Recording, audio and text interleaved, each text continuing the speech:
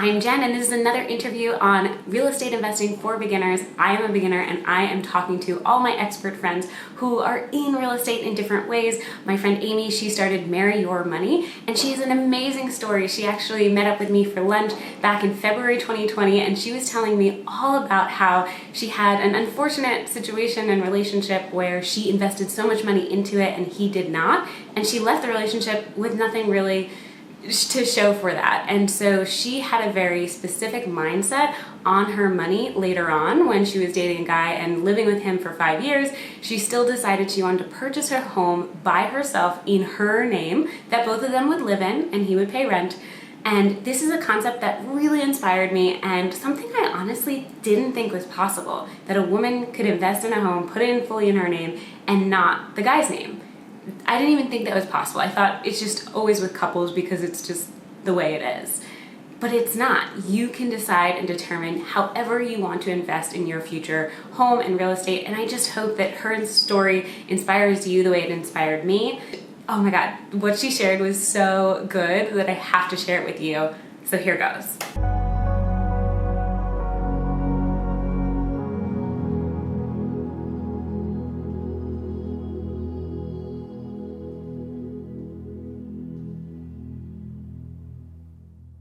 You purchased this home solo. What inspired you to do it solo? I know there are some taboos of, oh, the woman doing it, can you talk a little bit about that and why you were determined to say, this is something I want to do? Sure.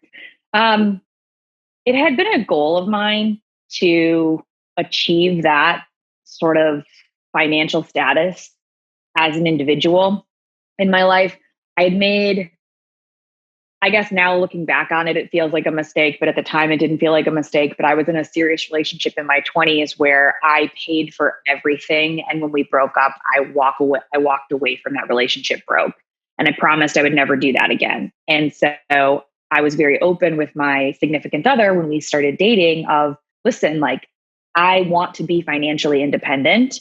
I want to be able to do everything that I want to do on my own. I didn't want to rely on somebody else to help me achieve my dreams. And so I had been saving, and that was a goal of mine. When I met him, he had not been saving. That wasn't a goal of his. So we couldn't have even done it together if we wanted to. So I was already on that pathway. And then I told him that I wanted to buy a house. And I was like, are you okay or comfortable if I do this by myself? I'll be the sole person on the title. I'll be the sole person to put down money on it. Is that okay with you? And he said, sure, that's totally fine. I mean, what a great situation for him, right? He got a place to live out of it. But no, it was a dream of mine to do it on my own. It was something that I really wanted to do. And I made a lot of purposeful financial choices so that I could do it by myself. And so not only did I buy the house myself, I put down the entire down payment by myself and covered all of my closing costs. But then we renovated the entire first floor of this house, which I also funded. Wow, that is so amazing. And what is your advice to other women who are aspiring to do what you did and purchase their own first home solo? How do they even approach that conversation if they do have a partner? All right, so let's take that in two parts.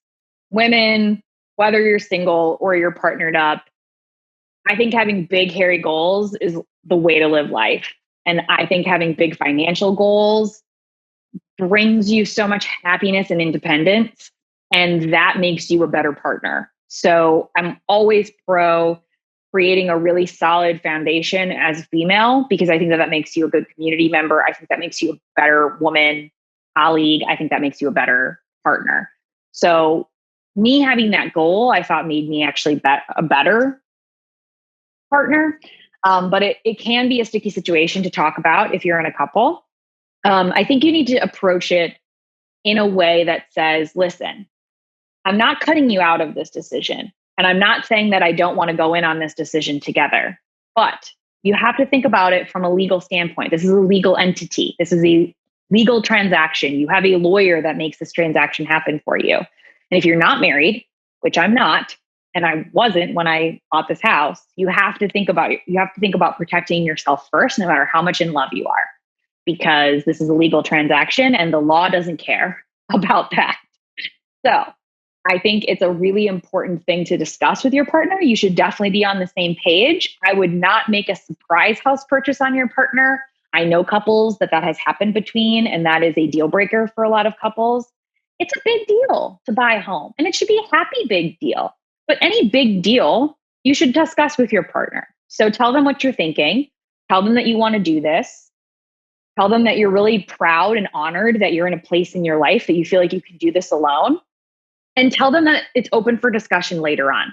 For instance, okay, I'm going to buy the house. I'm going to put the down payment on it. My name's going to be on the title. But maybe you want to buy all the furniture for downstairs, or maybe you want to contribute in some other way. Like our front yard looked terrible when we moved in. So go do all the landscaping for the front. Or there are ways that you can put your own stamp and ownership on the home if you are not a paying contributor that might make your partner feel more comfortable. And then you can also open the door discussion about adding their name to the title and having this be an entity that they own when and if you do get married. But I think as long as you aren't sharing a life legally together in the eyes of the law, then you should protect yourself legally and be the sole entity and the sole owner of the property. And then therefore your financial contribution is entirely protected in the entity by yourself. So I think open the dialogue with them, take them along in the house search. Most likely they're going to be living with you. If maybe, I don't know where you're at in your relationship, but we were living together. We'd been living together for 5 years by the time we bought a house. So he was going to be living in the home. So I wanted him to like the house too. So we liked this house together. And then, have an open dialogue about what it looks like in the future, how this person might be able to contribute and build a home with you if they're not owning the home and paying for the home upfront. If you're single, I think that it's such an empowering decision to buy a home. A home is an asset. So it sets you up in a positive financial situation, but only if you do it right. Don't be house poor, don't overbuy, give yourself those financial buffers. But it's an asset that you can turn into something. You can sell it and get more money out of it. You can pull against your home equity if you ever need to at one point. So as you put in money to your home, you can pull a line of credit, or you can refinance through a larger mortgage and take out the equity of your home. So it essentially becomes a power bargaining chip for you financially. But also, there are some big pros in homeownership that renting doesn't afford you, right? First off, it's an investment. And so as the market continues to improve, your money works harder for you, because once you purchase it, it's going to gain in value. The market might not be this crazy all the time, might not gain as much value, but it will gain some value, which is always a positive thing for your money to work for you. And then you get the happiness factor that I believe comes with homeownership, because like I said, with renting, there's very little you can do to your space. And I think the more you can do with your space to make you happier and to make your life more functional and more efficient, actually the better and more productive you'll be out in your life. And I think it makes you a more successful person. So as a single person, why would you not want to pursue those types of opportunities? I don't think you should be afraid of saving for it and buying it by yourself. I think it's just like any decision you might make. If you went to school, that was probably a big purchase and you made that decision all by yourself. I think some people feel like homeownership is confining. Like, oh, I have to be stationary and it's so crippling to be in one place. Maybe you like the ability to move around and that's why you've rented for a long time. I know initially I was a little scared of that, but sometimes, I stand and I look around my house and I think, how have I been here for almost 3 years already? And I wouldn't want to be anywhere else. And once you put down roots, the other thing that it opens up for is building a community.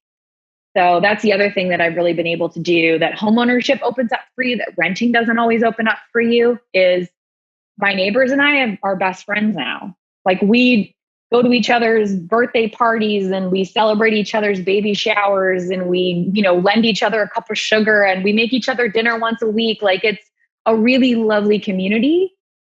And not everybody's willing to invest in a relationship with a renter, but they'll invest with a buyer because they know that you're invested in the community that you bought in and that you want to make this community the best it can be, as do they as owners. And so that areas tend to attract like-minded people. So the other people that live in my neighborhood are couples, no kids with dogs, just like me. And so we all share a common life space and time that we're in. And owning opened up that ability to build a community that renting never really opened up for me. I think that's another major reason why you should consider buying, is you develop a community in a way that I think the transient life of renting doesn't afford you. I love that so much. And I think that's definitely another reason why I'm also so ready. I've had the last 2 apartments I've had, I've actually wanted to stay in longer. Different issues within New York City, but I really am at that stage. And I think building that community, you don't have that in rentals in a skyscraper building, or even in a brownstone where your neighbors are all renting. Everyone kind of stays to themselves. But in an actual community with a lot of homes, people want to invest in those relationships. So I love that. And then, so we're almost at the end. What? A few more things. So you did mention that it is a great asset to have. What is your next big plan? Are you looking to use real estate as a wealth building tool for the future? Do you plan on buying a second home as an investment anytime soon? Yes. So I am very close to having enough saved to buy a second property. And I've actually also been working on getting my real estate license. So if you want to invest in real estate and you want to make real estate a wealth building opportunity for yourself, I highly recommend getting involved in real estate from a employment standpoint, whether that be you obtain a real estate license, whether that be you work for a real estate company, or you get involved with a contractor, an appraiser, a remodel company. Some entity that has their hand in real estate is going to be really important, because it opens up a couple of things for you. It lets you know the market better, and knowing the market better just lets you make better decisions. It's a networking opportunity. So the more people that you know, the better tools you're going to have at your disposal. So you could buy a property that's maybe a little derelict, and you could rehab it, and you could make yourself a really great profit on a property. The more resources you have, the more contractors can be really tough if they're good to get on their schedule. So if you start building those relationships, you can maybe get on someone's schedule and get things done, and time is money. And so I think if you're going to make real estate part of your wealth building tools, definitely get involved in real estate in some way, whether it be a passion project, but I think getting involved from an employment standpoint is a really powerful thing as well. So that's my next big tool, or my next big move, is to buy a second property. Ideally, I'm trying to buy a property in the mountains in North Carolina. 2 reasons for that. It's great rental property space. There's a lot to do up there year round, from skiing to rafting to camping. So if you're thinking about buying a second property, making it a rental property, that's not a long-term rental property. I'm looking for short-term rentals. You want to think about how desirable the area is that you're looking in. And then because I live in Charleston, South Carolina, we tend to get a lot of hurricanes down in this part. And sometimes you have to evacuate abruptly. And it can be very expensive to evacuate without a plan, because you may not have anywhere to go. You might have to drive far to stay somewhere, and you need to get far enough away from the coast to be safe. And so by buying a second property far enough away in a safe area, that would allow me a free place to go every year when I have to leave in the fall because of the hurricane. But also it's making me money throughout the year because I'm renting it. So that's the goal I have with buying a second property. Amazing. So great. And then, so last question, and then just a reminder of where we can follow you, but Sure. So how many other solo women have you known now who now own their own home? Have you inspired a few in your family or friend circle? So yes, I inspired one of my really good friends to buy a property shortly after me. And then a second friend of mine did the same. My brother ended up buying a property like 4 months after I did. And now my sister's attempting to buy a property. So I do think that the leap of faith that I took, and that I kind of came out on the other side of it, really did inspire people. Also, I started sharing thoughts about how you could buy a home in an affordable and smart way right away. I started telling people sort of my lessons learned immediately, and that if you go into it with a good attitude, not a lot of things can get you down. short of having a foundation problem, which could cost you, $25,000 to $50,000 to fix, which sounds insane. There's really not a lot that's going to happen to your house that isn't manageable in some way if you're prepared to know that everything's going to cost about $1,000. I mean, an HVAC system is going to cost you $6,000 to $8,000 depending on how big your house is. Same with a roof, that could cost you $10,000. Replacing all your windows could cost you $12,000. But those are things that will come up in an inspection, so you could know about those things ahead of time.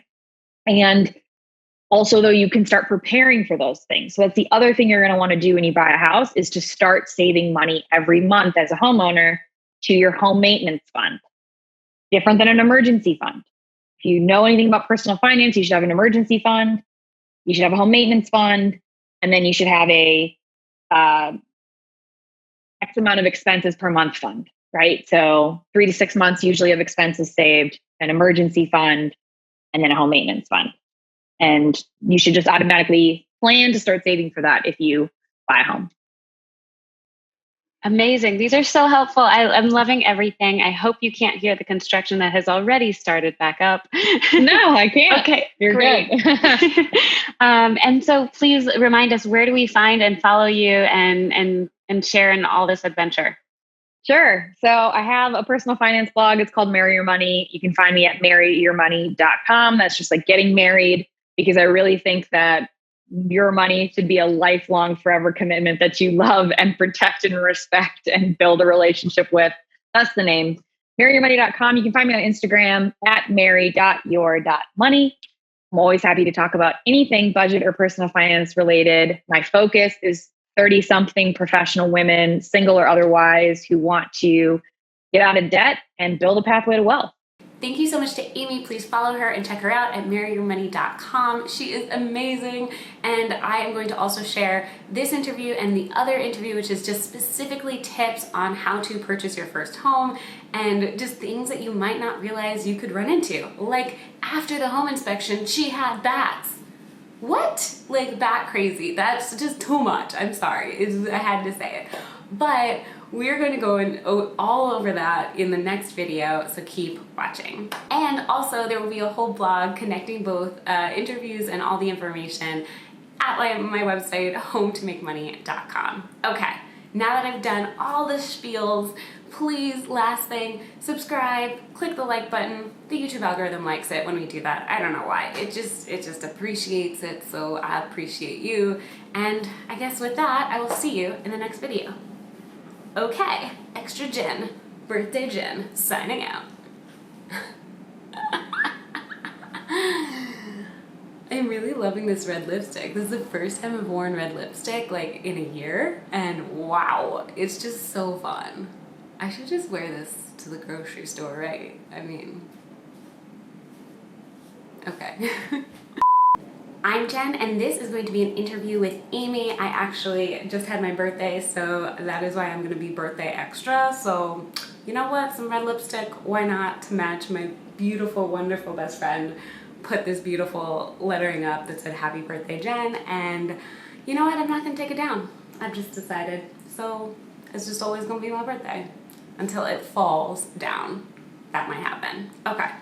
Anyways, we are going to interview... I'm so extra. Okay.